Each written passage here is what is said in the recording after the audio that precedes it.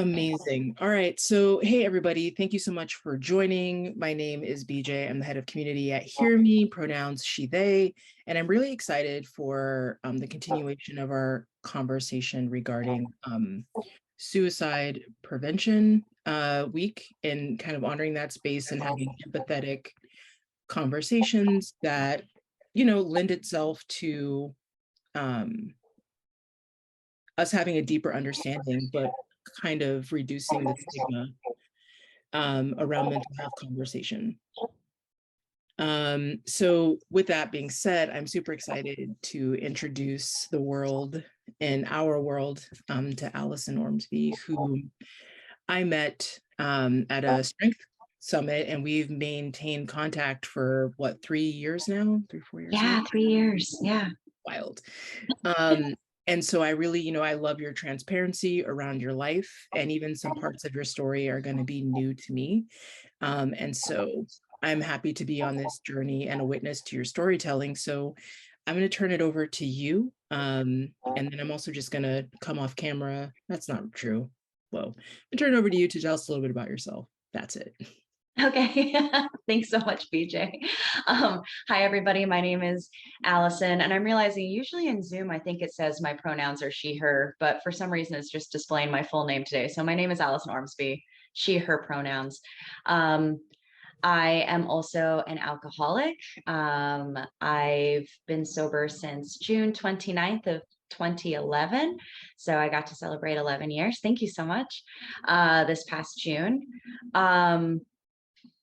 It's kind of funny to share like the broad strokes of a story. I mean, to summarize, I would say I would identify as being a highly anxious person. And I apologize, I live on a busy road. And so if you can hear the bus outside, it's my life. But I would identify as a pretty anxious person who growing up felt pretty responsible for people in my family. I'm the oldest of four kids. I learned pretty quickly that if I did good in the world, that would be rewarded in kudos and people would notice me. And that made me feel really good about myself. Um, I discovered alcohol, in my late teens. And then I was like, oh, this is how you relax. And so what kind of began as a coping mechanism for like self-care, I guess is what we would say these days, very quickly was, a maladaptive coping mechanism is still a coping mechanism. And that helped me relieve, kind of like release the pressure a little bit. And it worked really great until it stopped working. I know that we're going to get into some, heavier topics today. So, content note around, suicidal ideation and attempted suicide is also part of my story.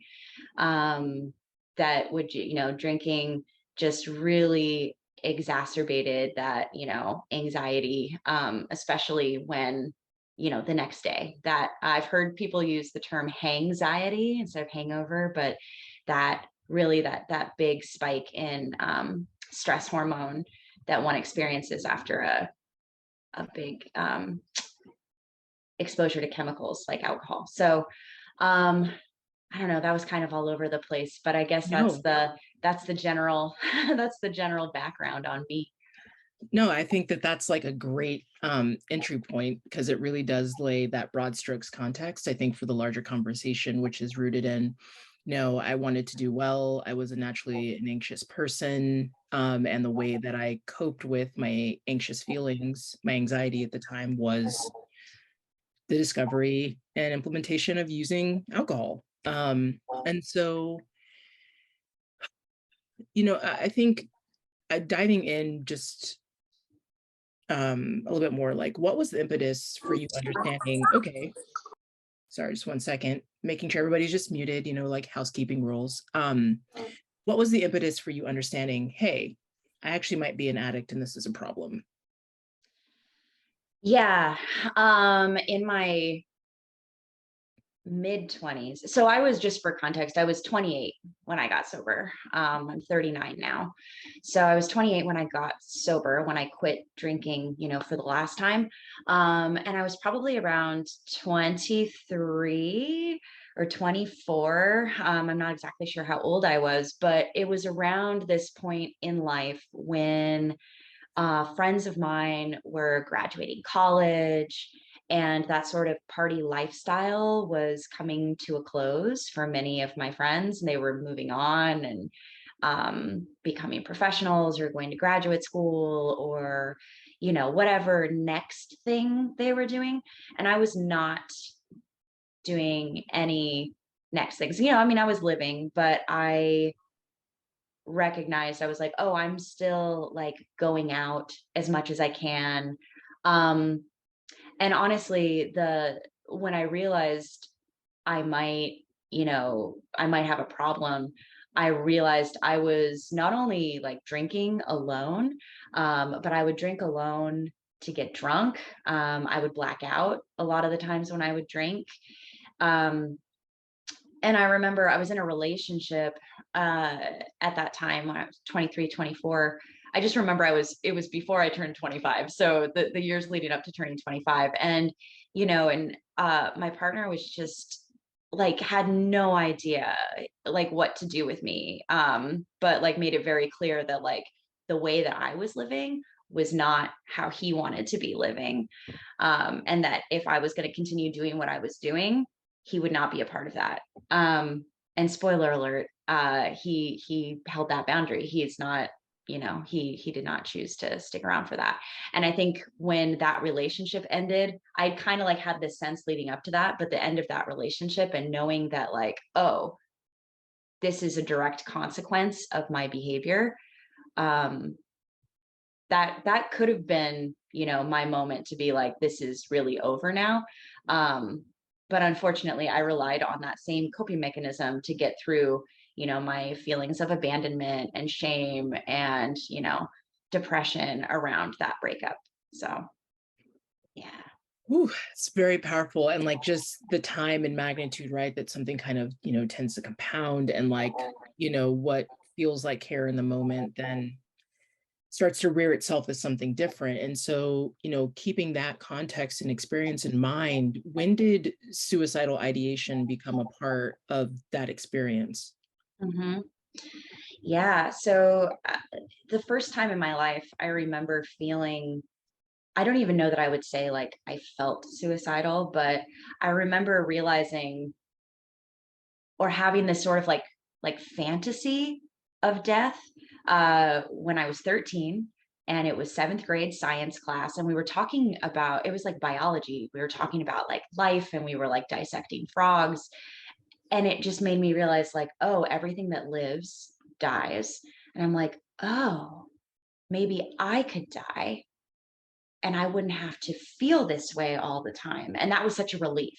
And I, never, like until very recently, hadn't really associated the comfort I sort of felt in those suicidal feelings with my use of alcohol and other substances to kind of like numb out and like suppress feelings of like, worthlessness or unworthiness, shame, guilt, anxiety.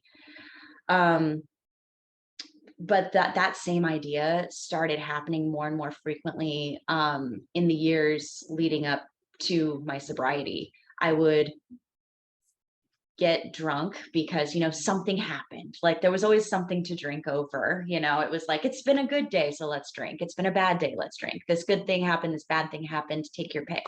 And as more and more bad things were happening as a result of my own behavior, not having the job that I wanted, oversleeping my alarm, I was late all the time, I was a mess, I wasn't doing great in school, I had gone back to school at one point, um, relationships were a mess, my professional life was a mess, all of it. There was always a reason to drink. And when I would drink, the feelings that I once tried to suppress would kind of like actually bubble up, because in my waking life, I mean, I was awake, but in my conscious um life, I worked so hard to present a certain facade. that then when I would drink, that pressure release actually became sort of an emotional release. And I just would feel like, you know what, I don't even want to do this anymore. I don't even want to be here. Um, I don't know. It's interesting to think about. I don't know that any one thing happened, but I will say that the night that I decided that I did want to die, I was like, I don't want to live anymore, and I'm going to take matters into my own hands to end this.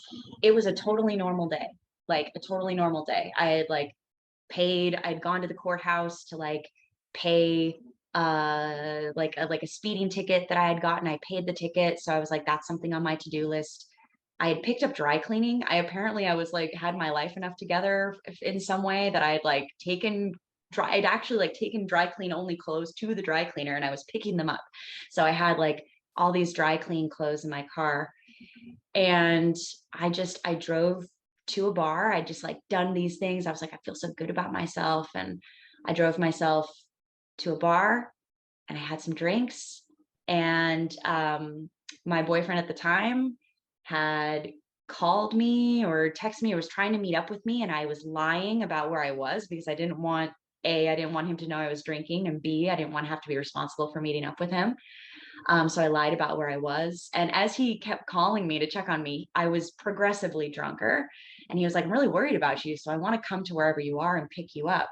And I just kept lying. I drove myself home and I told him, you know, that I had gone home. I was home. He was not, he was out.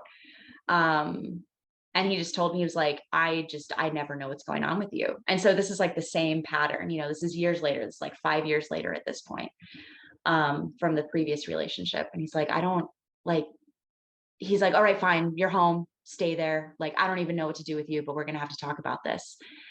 And in my mind, something just flipped and I was like, no, we won't. Um, and I don't, I don't need to get into methods, you know, too much here, but I took some substances that I instantly was like, I don't actually want to die. And so I called some friends who came, scooped me up, took me to the ER, and my partner at the time ended up meeting me there. And again, you would think, hey, this is a really good opportunity to get sober. But it still took me 6 more months after that to quit drinking for good. But it was just in an endless cycle of like shame, guilt, drink over it, emotions escalate, shame, guilt, you know, just over. There are so many like major nuggets, right? Because as you're talking, I was really thinking about like the cycle. Because it's like in retrospect, we have so much wisdom and understanding into why we made certain choices or experienced certain things or handled or processed them in certain ways. And I was thinking about, you know, your mental health in that cycle. And, like, were there moments where you actually felt like, no, this is actually perfectly fine and I'm good and I have this under control and this is like normalized experience? And then where you're like, oh wait, this is actually not, and then how do I actually address it when I feel like I've created something so big? And so as you're talking about this cycle that you're in, right, I'm starting to think about like, what were your support systems like? Like, what was that conversation like, and family, like where is that hug around you while you're going through all of this? Can you speak to that? Sure. So there's a lot of addiction in my family, and there's, you know, addiction in my immediate family. And anyone who has been raised in a substance using family knows that there's like some pretty primary rules around that, which is like the don't talk about it. You know, we're not going to talk about it. We're not going to feel about it. If we don't acknowledge it, it doesn't exist. Um, and so I knew because you know, have eyes and I'm, you know, pretty smart person some of the time. And I could tell that there were like members of my family who drank and members of my family who didn't. And a lot of the ones who didn't were because they used to, but nobody ever talked about that. Um, And, my use, I mean, and I don't know, this is a little bit all over the place, but I'm like having just like a lot coming up around this, is that like, in my family, I think that they behaved towards me the way that I behaved toward my life, which was like, I was like, I just want to pretend like everything is fine, and I'm going to use this like substance to like just create the illusion that everything is fine, at least for now, and I'll deal with this later. And I think that, my parents, and to a smaller extent my siblings, because they're all younger than me, so they had different developmental tasks they were working on in their like late teens and early 20s when I was wrecking my life. But I think, for my parents, they were like, well, maybe, yes, cameo appearance, Kitty.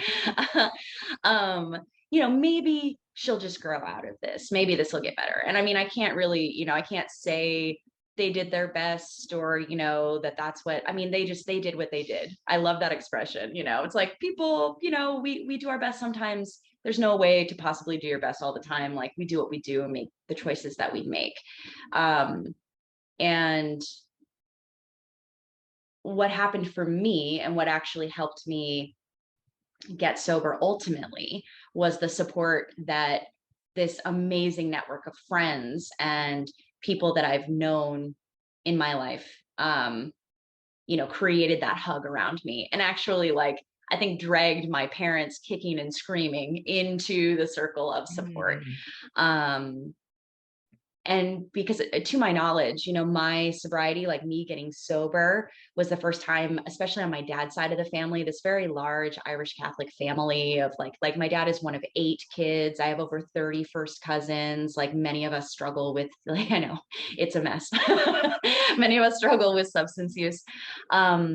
To my knowledge, I'm the first person to get sober, go to treatment, and, really like talk about it and be open to talking about it. And several of my cousins have, like, since then, dealt with it. And so this is just a really good practice in, like, I know we talk a lot about, trauma, like the capital T traumas and the lowercase t traumas, but like intergenerational trauma.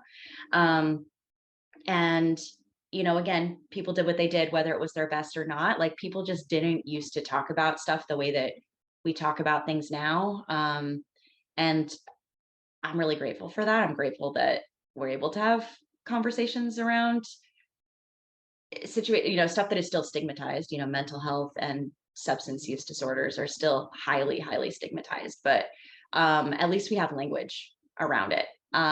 So yeah, I think for me, it's, friends. Yeah, I wouldn't be alive today if it wasn't for the friends that I've made in my life, who just like basically just wrap their arms around me. We're like, we're not going to let you go. And it's okay if you hate us, but like, we're not going to lose you, and I'm super grateful.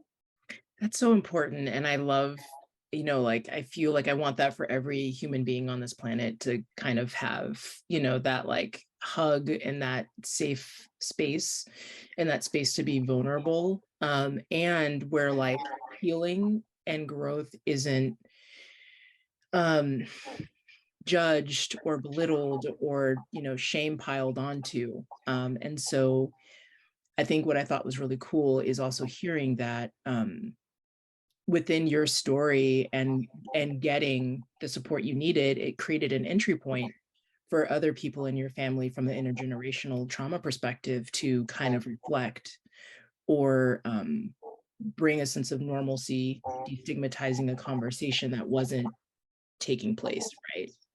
And so I want to circle back to, I think, this space of recovery, because I feel like it's multifaceted, right? Like, you have had this attempt, right? And the understanding of, this wasn't a thing I want to do, but like, whoa, I'm here now.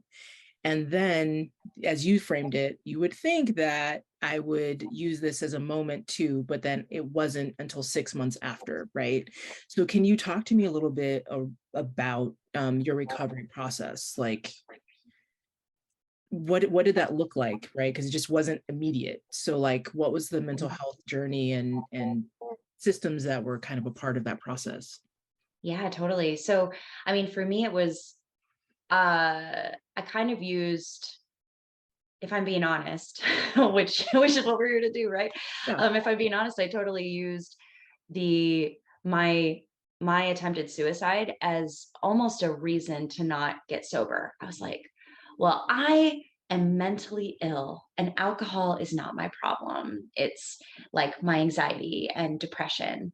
Never mind the fact that like alcohol is fully fueling those those two sides of the same coin, right? Just that hormonal imbalance, which isn't fully like the correct way to think about it, but you know, there are spiking hormones and depleted hormones that are happening with both of those um, diagnoses. So to me, I was like, well, I feel almost validated because I'm not an alcoholic because I didn't want to be an alcoholic. I was like, I don't want to be an alcoholic. That's not like that's gross and not glamorous and not like I'm not the type of person that XYZ, you know, things. And I was looking everywhere for evidence that I was not an alcoholic, which again, spoiler alert, if you're looking for evidence that you're not something, maybe you are, or maybe, you know, there's something in you, you know, that intuitive part of you that knows. I was taking quizzes online, like, am I an alcoholic? You know, at home alone with the blinds drawn, like erase my internet history after that. And I'm like, again, if you find yourself doing things like that, like maybe wonder about that a little bit harder. Um, but I was in a place of like seeking. I was like, I want to know what's wrong with me because I do feel insane. I don't feel like this is something that normal people do. Like I don't feel like I feel like there are people in the world who exist who don't have to drink every day, and I or like they don't have to think about when they're going to drink next, or they don't have to think about being at a party where there's alcohol, but then when are they going to leave there and go somewhere else where they can drink the way they really want to. um and I knew that there were people that didn't relate to alcohol the way that I did, but it was like I didn't want to have to give it up completely. Because it was like my main crutch, and I was like, I don't know how I'm going to exist in the world without this crutch. um and I didn't want the label. Again, it was the stigma associated with it. So for me, I mean, I basically had this day where, you know, it was Seattle, it was summer, it was Pride. Um, you know, everyone was super happy. It's Pride, it's like a big party, celebration, a bunch of people in the streets. And I was with some friends of mine who like weren't super close friends, but good enough friends. And we just like spent a whole day like drinking out, you know, in the world. And yeah, I mean, again, it was like nothing super huge happened.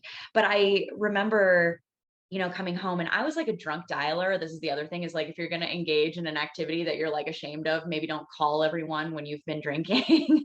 But I used to just call people, and I just made all these phone calls, and my friends were just like, yeah, you're not okay. Um, and again, it was this big, like warm hug, like someone came and picked me up. I stayed at somebody else's house. Other friends came over the next day to be like, we're going to take all of the substances, you know, out of your apartment.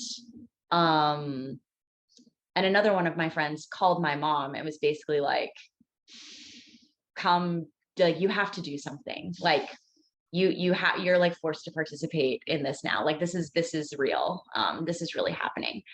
um yeah, so again, it was kind of like I'm like, you know, it wasn't like one big thing. I think everybody was just like, nope, this is just an opportunity and we're taking advantage of it. And I'm so glad that they did, because at the time I was like, I felt very guilty that I had like imposed on people in this way and that I was affecting other people's lives. um but today I'm super grateful to have the life that I have. Everything in my life now is 100% a byproduct of my sobriety, and lots of therapy. So yeah. The beauty of therapy. And I'm just, Yeah. as you're going through this process of, attempt and then trying to find, right, like you're searching quizzes and you want it to be this other thing. In that process, did like suicidal ideation still was it still a part of the conversation, or like did the thoughts just go, like what was that mental health space like for you? Because I mean, I personally don't understand, and maybe some other people don't understand, and of course we are each individuals, but Right. Yeah, no, thank you for that question. For me, it again, it was always there. It was always like, well, there's always another way out. If I can't figure it out, um, I can always, disappear. I can always go away. Um, but I felt like, well, okay, I tried this before. So if I do it again, I want to be sure that it's what I really want to do. Um, and I would say, even to this day, like I still sometimes have those intrusive thoughts, like even 11 years sober, that are like, oh, what, and I think that it's some of it's existential, like what are we even doing here, like what even is this, like what even is life for? um but it's such an instinctive, like, you know things are hard, this is painful, what if I didn't have to? um and this might sound like a weird thing to say, but it's almost like, what if I didn't have to, almost leads into the next thing, and is like, well, what if I get to? And that's sometimes what opens up the opportunity. I don't think that I recognized that at the time, especially as it pertained to sobriety. um, I just knew that I didn't want to live the way that I had been living, but I couldn't picture another way. I couldn't picture what that could possibly look like for me. I'm like, there are people who drink a cup of tea before they go to sleep at night. I go, what are you talking about? Like, I don't I don't know what that is. I don't see how that's at all available to me. Um, until it was. Like, I didn't want to kill myself. But I didn't see how I wasn't going to, if I kept living the way that I was, but I couldn't possibly see a way out of living that way, if that makes sense. yeah, no, it does make sense. And I feel like, even though we're not labeling it as peer support, right? Like your peer support systems were, in short, really integral to your healing. 100%. Um, Hmm. and so, I feel like you mentioned going into treatment. And, I'm curious about that process because I feel like we have this vision and version of it from like TV and like this other perspective, but can you speak to that experience at all with whatever you want to share? Absolutely. I loved treatment. I think part of going to treatment, uh for me, at the time, was that it's like, oh, this is giving me something to do. I had a problem, and this is a solution, right? I can do something. So I participated in an intensive outpatient program, so an IOP, that met 3 nights a week from 6 to 9 p.m., Monday, Wednesday, and Friday. Um, I So I participated in one-on-one work with counselors. We did a lot of like group uh, stuff. I don't know that I would call it therapy, but a group processing is probably a better way to put it. Um, we watched movies, we read books, we had conversations about those topics. And along the way, people at various points in their recovery journey would share their experience. And there's a lot of resistance, there's a lot of resistance. And this was specifically treatment for substance use disorder, or at the time, they called it chemical dependency. So like the language is also evolving around this. So this was like a chemical dependency program. With some discussions around mental health, mixed in too.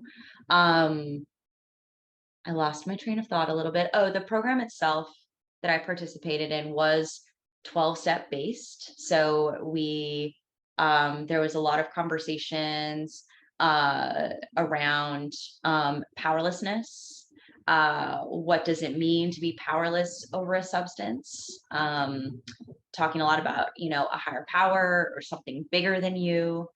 What does that mean? What does that look like?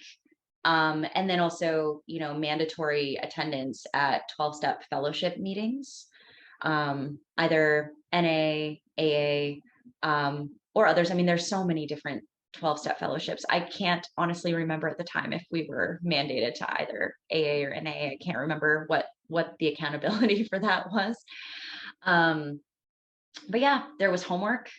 Um, and so for me, again, this kind of like is coming full circle at this point, because this is coming back to like that kid that's always looking for like the gold star, or the positive feedback. And I was like, oh, this is something like tangible I can do, and I can learn something. I can go to these group meetings, and then I will like go out into the world and I'll be like healed, right? And that's, I mean, kind of true, mostly not, but I didn't know that at the time, thankfully. so um so it kept me sober a day at a time, which is really what I need. What for me, like the magic happens not in like any one thing you learn or any one thing you do, but in showing up like day after day for yourself, and just you know uh getting those reps in, as we'd say in like fitness, but like just getting that practice of like, oh, this is how I show up for myself. Oh, here's another tough situation I have to navigate. Oh, here's something else that didn't go my way. And kind of just like learning to live with a new set of coping mechanisms, like developing those coping mechanisms and then implementing them and getting a lot of practice. So I think, not even I think, what I'm trying to say is I love this like arcing story, and I promise if people hang with me, like we're gonna get there. I think what I want to highlight, right, is that people are deep and vast, and like we're not just one thing, right? And there are many things that shape our stories. And so circling back to your amazing peer support system, I'm curious, uh, were there warning signs that you wished people had noticed prior to getting to that point, of where we're at attempt? Were there, signs even before that, when, in your childhood, where post biology, cutting the frog, like, were there just things that for the people who were your warm hug throughout that space that you wish people had have picked up on or noticed or commented on that maybe would have created some redirectory for you? Either. yeah, definitely. Um, yeah, I think it would have been really meaningful. Just even an acknowledgement, like at any point from the time that I was like, 13. Because I was also, hmm, warning signs. Okay, so I'm just gonna like answer the question, and then maybe like this will lead into some other things. But I do remember, having a conversation with my mom when I was a teenager, and I had like nothing was happening, but I just felt so overwhelmed and so sad. And there was like a series of days where I just felt like I just can't stop crying, And I remember telling my mom, and my mom, she was just so like, I mean, my mom is a very stoic person. And I honestly don't know that I've ever seen my mom cry. And so for her, she was like so uncomfortable, she was just like, well, just don't do that. It's just like almost just like, ooh. But even if she had been like, wow, it sounds like you're having a really hard time, like, and just offered to like talk to me about it, that would have made a big difference. That could have been an entryway to like talking about feelings in a way that would have been useful, going into young adulthood. Um, and then, as it pertains to like my behavior around drinking, I mean, I know that like my behavior like drove people away, like people who loved me, and who I loved, who loved me too, like deeply, but drove them away because I was not a joy to be around, to put it nicely. Um, but if at any point, anybody would have just been like, hey, what's wrong with you? Like even just in like a nice, even in a, like a not nice way, but just would have been like just an acknowledgement that I wasn't doing well. Because I think that I convinced myself, sorry, cat in the background again, that I was fine, and it was fine because if something was wrong, somebody would have said something. And throughout all my, drunk dialing, or, the fights I would cause, or the lies I would tell, or just the embarrassment that I was to be around in public, you know, nobody really ever said anything in a direct way that was like, this is not okay. Um, so yeah, and I mean, just yeah, the warning signs, like generally speaking, people shouldn't need to like drink that frequently. I feel like that's fairly obvious, but if you have a friend who's consistently calling you at a certain time of day once they've had a few drinks, then that's probably something worth bringing up. Yeah, thank you. I think just because what, with what you're really, what the first thing you highlighted in that was it potentially just a lot of that, the entry point was empathy that you were seeking, right? When you were feeling things and just wanting that sense of acknowledgement, that leading with empathy could have really done a lot for you in that moment. And so I'm glad that, that's something that Hear Me tries to lead with, especially even though we don't know each other person to person. So I want to move forward because I feel like one thing we're still processing, and that hasn't really been talked about enough, is mental health, um, COVID-19, and those, who, like have, just mental health in general, but like people with around substances and all this stuff. And the way that, we also in our last presentation yesterday, we're talking about that there was, a high rate of death by suicide. And one thing that I loved in the pandemic was that you created a space for people who were in the fitness realm. And I was just wondering if you could kind of speak to that on some level, because that's a really cool activation when we were so disconnected. So Yeah, thanks for that. So I don't know that I deserve that much credit, first of all, because um, it well, I guess I'll talk timeline a little bit. So I'd had this idea for creating this space, and then shutdowns happened almost immediately after our first meetup. And then we kind of fizzled out. But so just a little bit about my background. And so in sobriety, uh, I went on to get to become a certified chemical dependency specialist, and I spent a few years working in various like social services, providing case management services and group and one-on-one support to homeless and formerly homeless adults using substances. Um, I also have various health and life coaching certifications that that I obtained over the years, and I'm also a strength coach. And so my dream was like, how can I combine all these things, right? Like my passion for like sobriety with like overall wellness and self-care and fitness. People when you're getting sober need something to do. No matter what anybody tells you, I firmly believe like some cross addiction in early sobriety is 100% necessary, because you used to spend all this time thinking about doing, using, obtaining whatever, substances that you were doing, and you need something new to do. So whether it's like watch TV or, whatever, like it happens. And so why not provide a healthy alternative? Um, and so I was working at a gym, the same gym I'm still working with today, called Strive and Uplift in Seattle, Washington. And I thought, I was inspired by Reps for Recovery based in Reno, Nevada. And I thought, what if I had a recovery club for sober people to come on Friday nights, and we can talk about, shit that's hard in our lives. We can talk about like real stuff that's going on. And then we can also lift about it, and it will not like, doesn't have to be a crazy workout. We'll set a timer, we'll do what we do. And then, maybe we can hang out afterwards. And so that was February 2020. You see where this is going, our first meeting. And I was so excited. It was so fun. It was so cool. I was like, yes, we're going to go. I had people reaching out to me. We're like building momentum. We're going to meet again in March.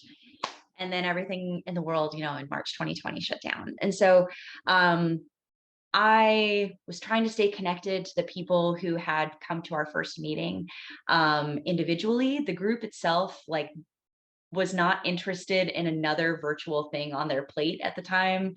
Um, Everyone was like, well, that's I don't want to meet if it's virtual. Like, okay.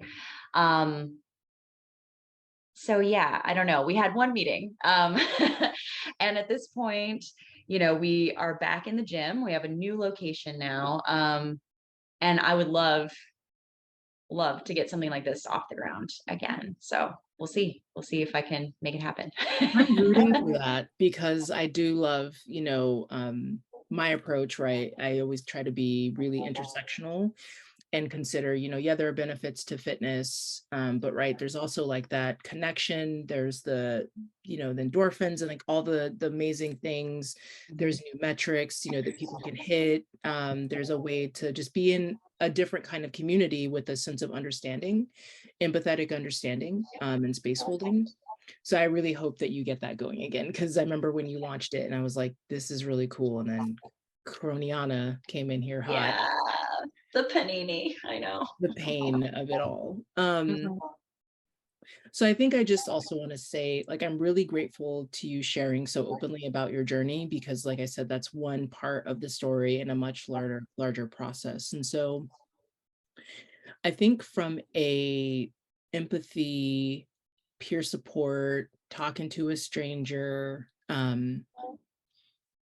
day to day, you never know what someone might be going through. Um, what is and isn't helpful, um, for people, who are supporting those on a recovery journey, that we need to know or talk about from your point of view? Yeah, I mean, I think that the number one thing, we talk about this a lot in like helping professions. I know everybody here is a helper in some way, where you do what you do because you care about other people.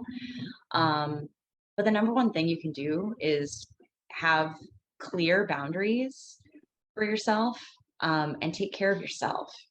Um, I think that that's also supportive to folks in recovery to see like, or pardon me, people who have yet to, enter a recovery space who are still in active use, um, to see like, oh, this is how you take care of yourself. Even if maybe they don't appreciate the boundaries that you set with them at the time, boundaries are super important. Even really tough boundaries, like, hey, I'm not going to speak to you when you've been drinking, or hey, when you've been drinking or using or whatever, you know, we can't have you over, you're not allowed here. Um, whatever those boundaries look like for you, I think it's really important to hold them and maintain them. Even if it feels mean, because, not only is it important for you to take care of yourself, um, but the byproduct of that, like I said, is that modeling to the person in active use that, like, oh, this is, have to take care of yourself.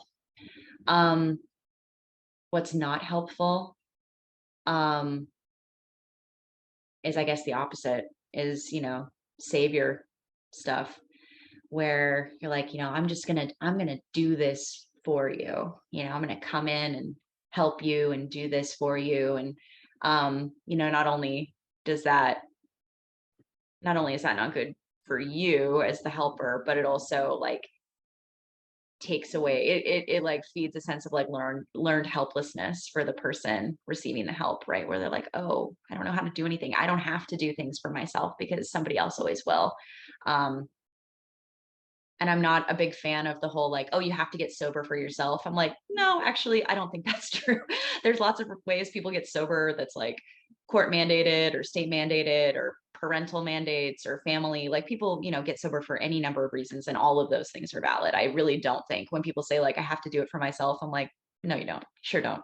You can do it for, you can do it for your cat. You can do it for anybody, or anything. Any reason is a good reason. Um, but that being said, like they still have to make the choice to do it. You can't do it for them. So boundaries, have boundaries, take care of yourself before you can help anybody else.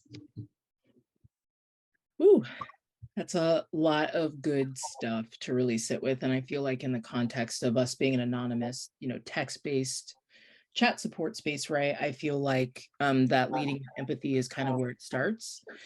Because I imagine some people might be processing or going through things, and we don't necessarily want to judge them for those decisions Sure. or oversimplify the complexity of their experiences and shift to like advice giving of like, oh, just don't do that, or it's fine if you just whatever, right? And so that's really helpful, I think, both from a work, being in service as part of Hear Me, but then I think giving space for people who might in their day-to-day need to support those in their life. So as we're kind of drawing to a close, if you have any questions, please don't hesitate to put them in the chat. But one thing I want to know, so finish the statement. Leading with empathy creates. Ooh, leading with empathy creates understanding, creates meaningful conversations. I don't know. I'm like, see, now I'm just thinking of a cascade. I'm like, it leads to understanding. It leads to better questions, which leads to better answers.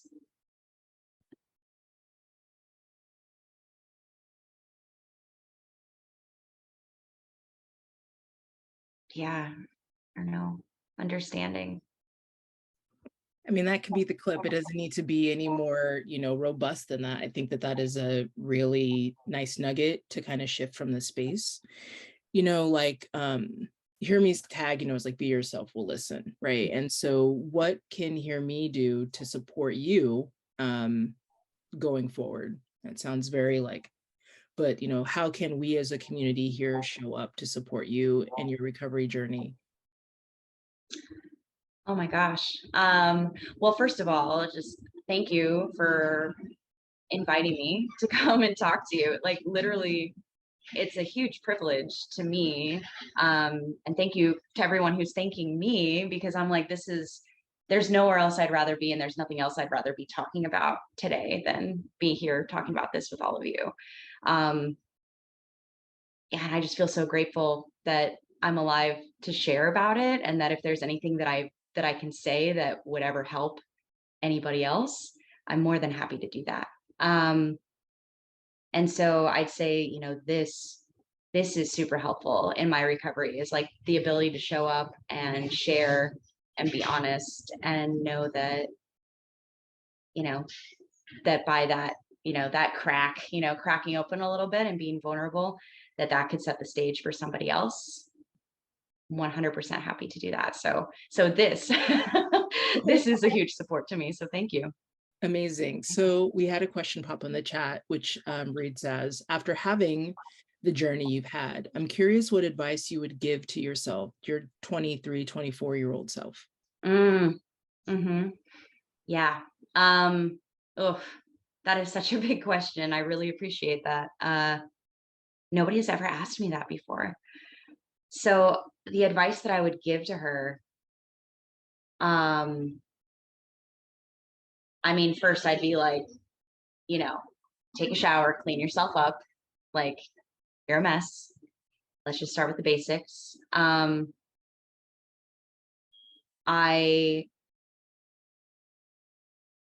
I would want I would tell myself to go to therapy. I wish, oh, so much. I wish that I had had, like some sort of professional or peer support, something like specific around this, because I just felt so alone. And I think that there's that like terminal uniqueness, we feel like we're like, well, I'm special. And I think knowing that I wasn't special would have been comforting, oddly. So I might be like, look, you, little you, like, you're not that special. A lot of people struggle with these things. You're not alone. And also, like, you need help. That's available to you. So I probably would have told myself to get to therapy and, maybe seek out some peer support groups like a 12-step fellowship, or if Hear Me had existed back in whatever year that was, 2005, I would have wanted to be a part of that. So That's huge.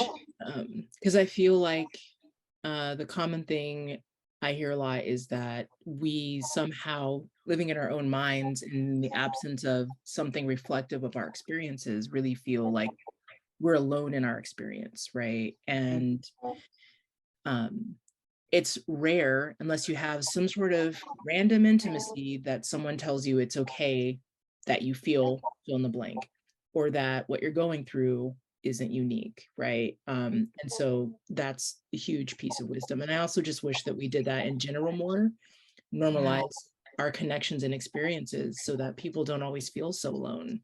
Um, and that people can kind of live more authentically, right? So absolutely. thank you Yeah. so much.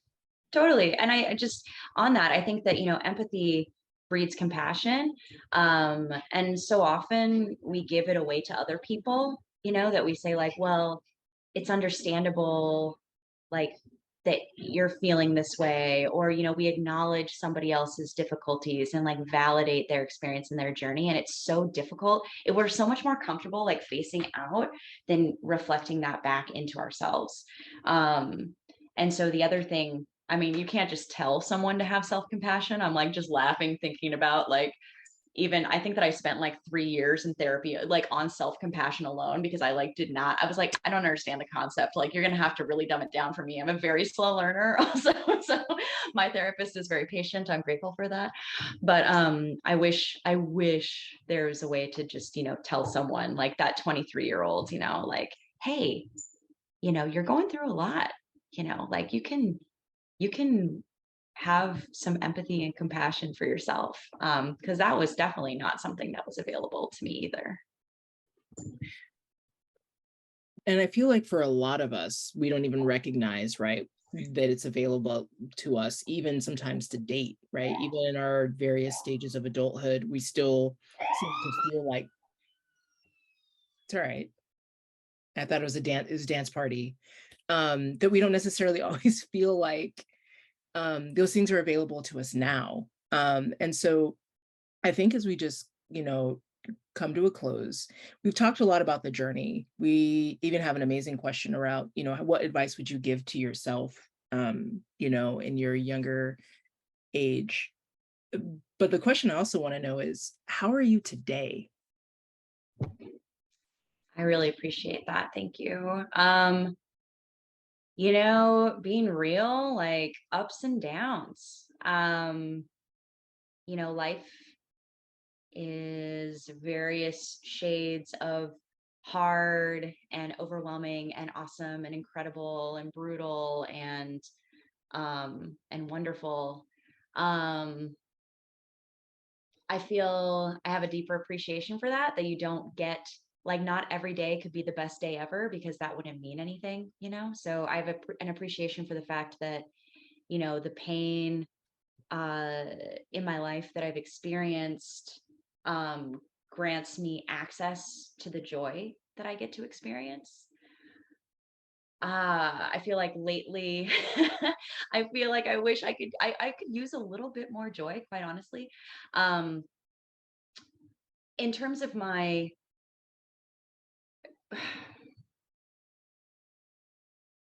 the things that I rely on, um, the things that I've trained myself to rely on, my through peer support. So whether that's, through 12-step fellowship, um, through friends of mine, um, through therapy, right?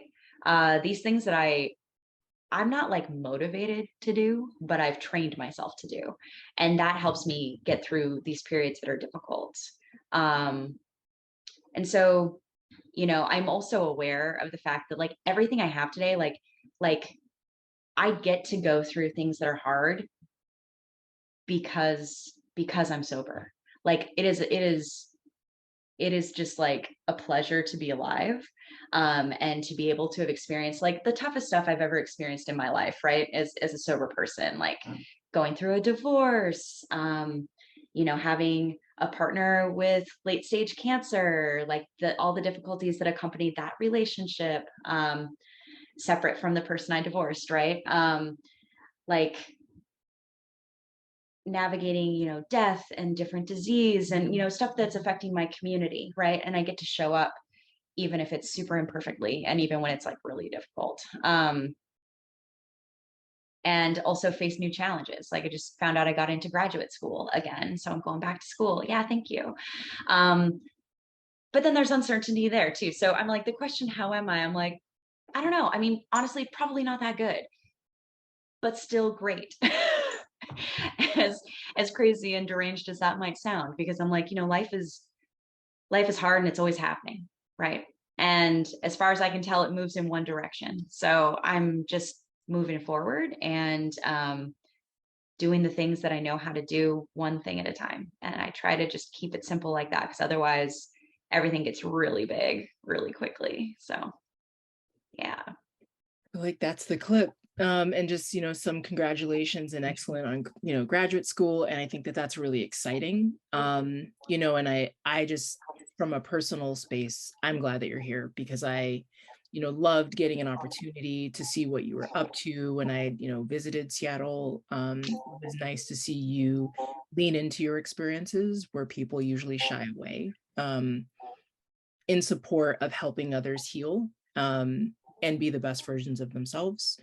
And it's doubly super exciting to be in this new space and have a platform to be able to like amplify that and share, your experiences and how you're navigating things and doing your part in creating a better world, which is my overall overarching vision. So this is really great. And I thank you for your, authenticity in this, because it's not easy to just be like, I'm gonna go share my story with a bunch of strangers and, kind of get a little nitty gritty. Right. And so I know that that takes some emotional space and energy, and could not be happier that you were able to share these things with us. So thank you so much. I really appreciate it. No, thank you. And thank you for having me. And thank you to everybody who's here. Um, BJ and I connected at an in-person event in Seattle, well, in Tacoma, actually, in Tacoma, Washington. But if anybody here wants to connect online, if you like cat pictures and lifting and discussions around recovery, well, do I have a niche profile for you? But no, but I always, I want to connect online. So What's your I don't know. Instagram? My Instagram is at Allison dot the letter K dot Ormsby. And I can put it actually in the chat. Type so fast. Um, and that's me on Instagram. I'm also on Facebook, but Who uses that? yeah, what is it even for? I have a business page on Facebook and I'm like, whoop, I've got to, brush the dust off of this. I haven't used it in a couple of Yeah. years. But yeah, I do health and life coaching. I love focusing on work with people in addiction recovery, like developing value systems and working as a personal trainer and strength coach as well. So yeah, let's be Amazing. friends. Yeah. Well, y'all, that's the clip. So I'm going to go ahead and stop the recording. I appreciate you joining today. And just a heads up, just to kind of like, as we digest all of this, we'll have a mindful meditation, which I'll post about tomorrow. It's free and open to the public. So I appreciate, again, as I said, your openness, and we will connect soon. Thanks, everybody. Thank you so much.